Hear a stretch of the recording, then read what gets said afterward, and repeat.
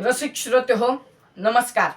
मी स्पर्धक कवी जना रामेश्वर बेद्रे, वर्ग 8वी, श्री सरस्वती विद्यालय गंगाखेड, जिल्हा परभणीचा विद्यार्थी. मित्रांनो, रक्तात पेटलेल्या अगणित सूर्यांना तेज बहाल करणारा महासूर्य म्हणजे आंबेडकर. विषमतेच्या वाळवंटात खितपत पडलेल्यांना प्रगतीचा महामार्ग दाखवणारा मार्गदाता म्हणजे आंबेडकर. पंख नसलेल्या पाखरांच्या पंखांना बळ देतो तो आंबेडकर. गळ्यातील मडकं आणि पाठीवरचा झाडू फेकून देऊन मनुस्मृतीला जाळणारा क्रांतिकारक म्हणजे आंबेडकर. समता पेरणारा, बंधुता रुजवणारा, हक्कांसाठी लढणारा, न्यायासाठी भिडणारा, ब्रिटिशांची सभा हदरवणारा, चौदार तळ्यावरती गरजणारा आणि व्यवस्थेविरुद्ध झुंजणारा एल्गार म्हणजे आंबेडकर.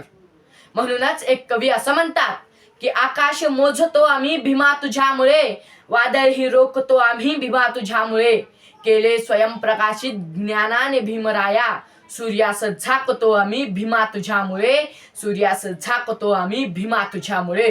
तेव्हा नमस्कार, मी स्पर्धक कवी जना रामेश्वर बेद्रे. विषय मांडतोय डॉक्टर बाबासाहेब आंबेडकर. श्रोते हो, व्यक्तीपासून व्यक्तिमत्वापर्यंतचा आणि विचारापासून विचारधारेपर्यंतचा एकंदरीत प्रवास निश्चित करणं कोट्यावधी माणसांमधून एखाद्याच व्यक्तीला शक्य होतं.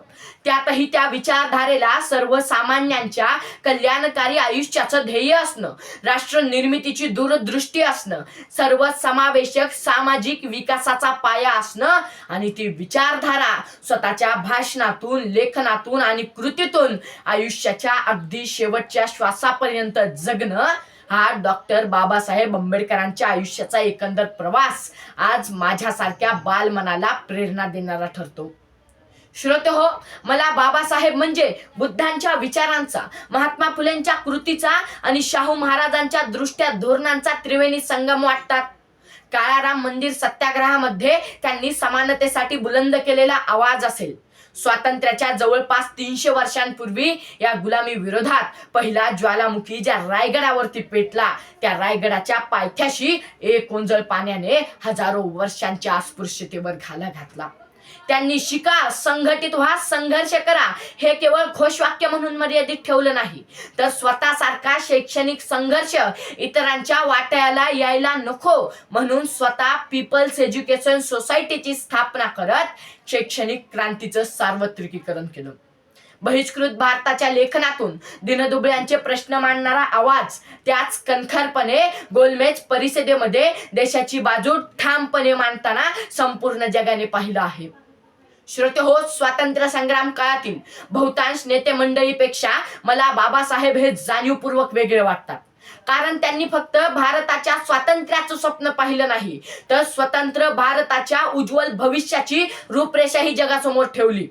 राजकीय लोकशाहीच्या मुळाशी सामाजिक लोकशाहीचं बीजारोपण त्यांनी केलं आणि त्यातूनच माझ्या महत्वाकांक्षी भारताची भरभक्कम राज्यघटना साकारली गेली.